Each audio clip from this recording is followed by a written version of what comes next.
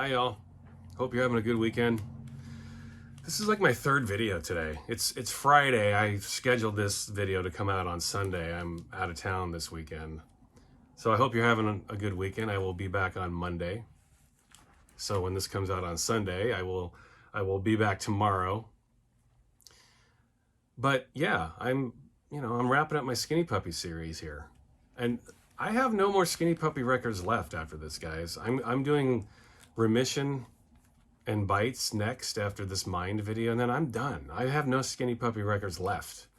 So those of you who keep asking for the process and great or wrong of the right, I'm not doing it. I don't have the records. And people on this channel have spoken loudly and clearly and defiantly. You want me to show records, and if I don't have them, I'm not doing videos. It's that simple. Now, if you want to send me those records to talk about, I will. But here is my policy. I keep whatever you send. I am not sending it back. I've had a couple of people ask me if I would talk about records that they wanted to send me, and they never sent them. But the policy is I keep it. You know, that is a gold standard in the music industry and the music community. If you want someone's opinion, that is worth something in itself. So if you send me a record, I keep it. I'm not sending it back. And if you've looked up the price for Great or Wrong of the Right, it's going for like $400 or $500. So I can't imagine anyone's going to want to send that to me. If you want to, that'd be cool, but I keep it. I'm not sending anything back. My opinion is worth something. It is worth whatever record you will send me. If you want to send me a $10 record, I'll do the review. If you want to send me a $500 record, I will do the review, but I get to keep it. You do not get it back. So, yeah. I highly doubt I'll be doing those record reviews.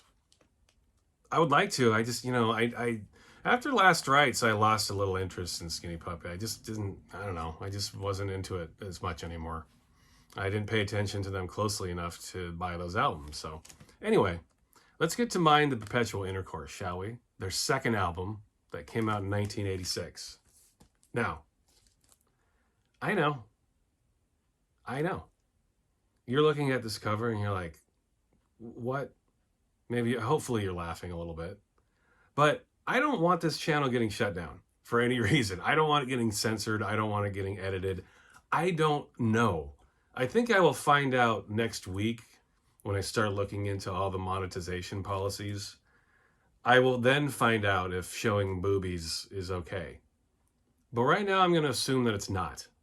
And so I am doing this. And you know what this cover looks like. It's a very lovely cover, a very lovely woman on the cover. By the way, what's this from? What is this from? Please, somebody. A few of you have been really awesome about naming samples and stuff in past videos. Does anybody know what this is from? I would love to know. I've never known. Back to what I was saying about censorship, though. I don't want to get in the habit of getting strikes against my channel. YouTube calls them strikes, I think. So as I'm on the precipice of monetizing this channel, I just, I don't want the first video for me to be showing naked women. That's just not what I'm here for. This is the cover of an album, though, so it is what it is. And by the way, quick side note, I know I posted that video about monetization the other day, but when I say monetizing, I mean pennies on the dollar. Until I get thousands and thousands of subscribers and viewers, I'm not going to be making any money doing this. I mean, I'm talking like $5, $10, $20. I think that's where I'm going to be starting. So if you guys think I'm getting rich doing this, no, not even close. From what I've heard, I will not be making any money. It will be very, very, very minimal. Anyway, back to the record. Here's the track listing. 9 songs. I want to point out 9 songs. That is the original track listing. I know there are a lot of you who bought the CD post 1988. I think this came out in 1986. Did not come out on CD originally in that year. It didn't come out for a couple more years, I think, until 1988, after Cleanse, Fold, and Manipulate. By then, they tacked on a bunch of extra songs, like Chainsaw and some remixes. So there's the crowd that knows this album with Chainsaw, and there's the crowd that knows it without. Chainsaw was a 12-inch. It was a single. Network put that on the re-released compact disc at the time. This is the original track listing right here. Chainsaw was not on it. So I know that probably blows a lot of your impressions away of Mind the Perpetual Intercourse, but Chainsaw is not on Mind. Yeah, it's on the later reissues, but originally, no, it was not. This is how I know the album, obviously. This was the first Skinny Puppy record I ever bought. And I bought it along with this. I think I bought them the same day. This is Dig It. This is the first song I ever heard from Skinny Puppy. It was my intro to Skinny Puppy, the first record I ever bought from Skinny Puppy, the first song I ever heard, the first video I ever saw of Skinny Puppy. Those of you who remember MTV in the 80s, and I've talked about this before, but MTV actually used to be kind of cool. They showed some good videos every now and again, and every Sunday night they had a show called 120 Minutes. And they played this a lot. They played Dig It a lot, the video for that. I remember, they'd play it almost every show for a couple years. It was just on all the time. And that's how I learned of Skinny Puppy. Watching MTV, can you imagine that? That was the reality back then. By the way, this cover, Gustave Doré, not Vincent. I knew there was a V in there somewhere. Gustave Doré. If you don't know this artist, check him out, man. Especially if you're a Skinny Puppy fan. This isn't the only cover they used him for.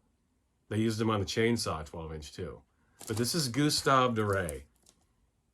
Amazing artist. He's long dead now. This is old, but fantastic artist. Some of the most beautifully disturbing stuff you'll ever see. You can Dig It and The Choke. Both extended versions of this. Back to the album. This is a really cool album. Like I mentioned in, I'm sorry for that. I'm sorry, it's probably distracting, but it is what it is. I apologize.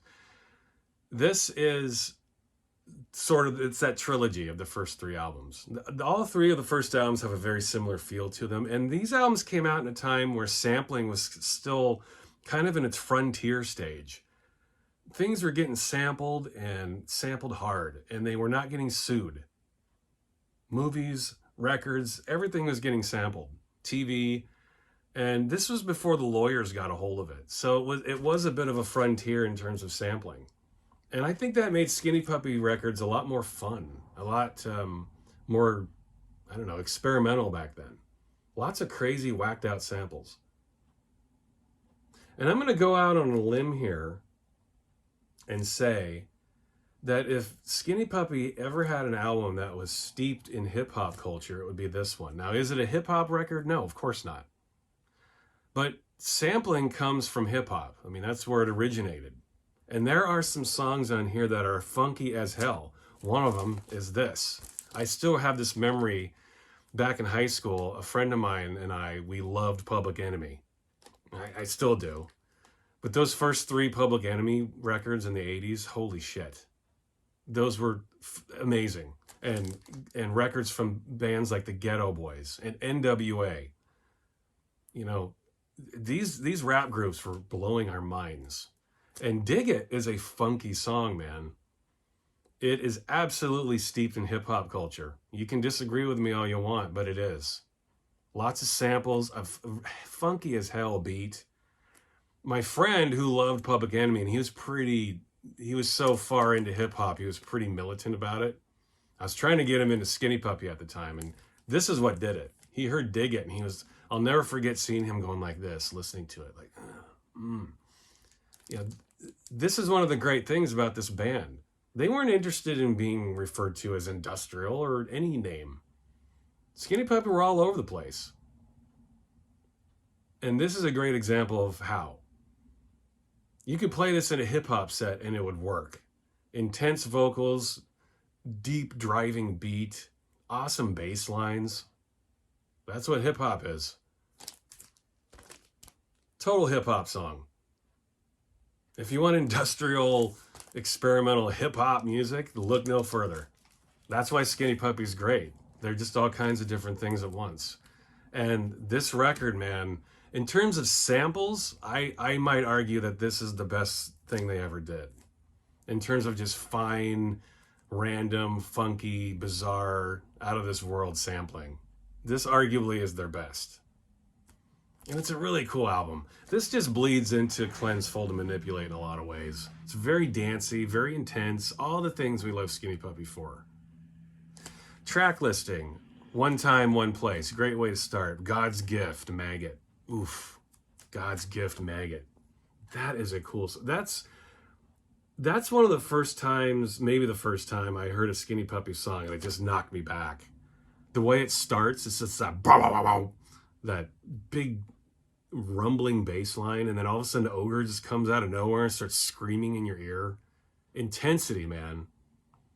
But you're dancing to it at the same time. Man, that was something you didn't hear back then. And really, you don't hear much of now anymore either, unfortunately. Really unique music. I remember it flooring me at the time when I heard this. I was like, what is going on? There are some moments when I hear this record where I think it might be my favorite. I think that's nostalgia talking.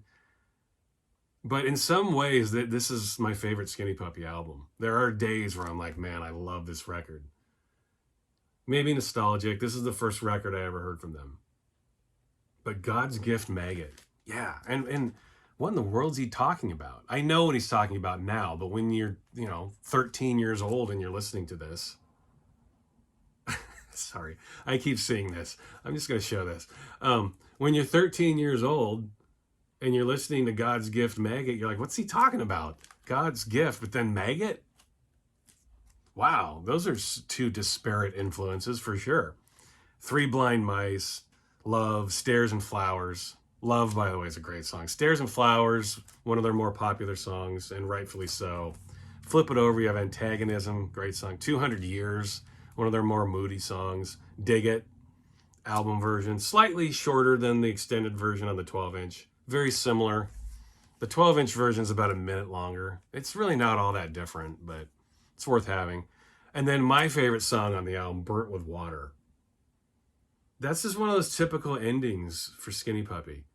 It's all mood, all samples. It always reminded me of The Exorcist. That beginning jangle, like... that, the Middle Eastern sounds in the background, weird demonic samples. One of my favorite Skinny Puppy songs, Burnt with Water. Great song titles too. They just do everything perfectly. They really are great at presenting an image and then giving you the music. A lot of bands just, I don't know, they think too hard about the song titles and packaging and imagery. Skinny Puppy did every aspect. And Burnt with Water is absolutely one of my favorite Skinny Puppy tracks. Just a spooky little horror show of a song. And that's what this whole album is.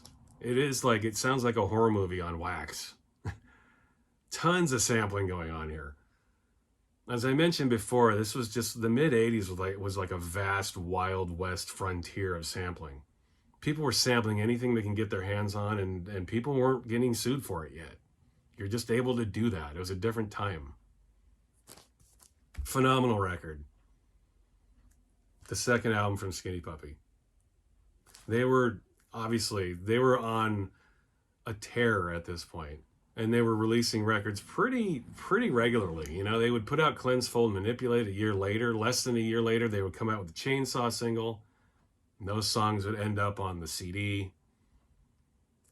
Let me show the label here. Unfortunately, this did not have an exciting inner sleeve. No print, at least mine didn't. Did anyone ever have a printed inner sleeve? This is how mine came at the time. I still have the shrink wrap on this thing. I never took it off. Still like a new record, though. You keep them in those poly inner sleeves, man, and it preserves them so well. Capital label, pretty standard stuff. Capital labels all look like this at the time. Capital would later have that purplish label. Like a few years after this, they would change their label a number of times. Early 90s, they would have that white label with the black lettering. But yeah, came out on Capitol. And this is a phenomenal album. You guys know that. I don't need to tell you guys this, but I'm going to share my experience with it. And that's it. Burnt with Water. Yeah. Key track. And the other thing I want to impart, and I hope you guys listen to me on this, Vincent Doré. Gustave Doré. This is him. The cover in the back of Chainsaw, Gustave Doré. Check him out. If you're a Skinny Puppy fan and you have not done that, what are you waiting for? You need to do it.